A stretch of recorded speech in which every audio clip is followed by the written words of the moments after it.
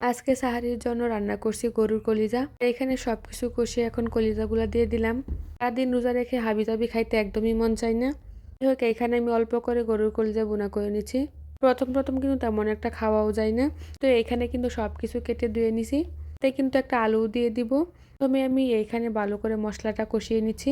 রান্নার মধ্যে এখানে একটা ফ্রোজেন করা টমেটো দিয়ে দিছি। এরকমভাবে টমেটো ফ্রোজেন করে রাখলে কিন্তু বিপদের সময় কাজে লাগে। এখন বাসায় থাকবে না, তো এরকমভাবে আর কি দেওয়া যায়। কারণ আমি এখানে কিছু আলু দিয়ে দিছি। প্রথমে আমি কলিজাটাকে ভালো করে কষিয়ে তারপর কিন্তু আলুটা দিয়ে দিছি। আর এইভাবেই কিন্তু আমি সবসময় রান্না করি।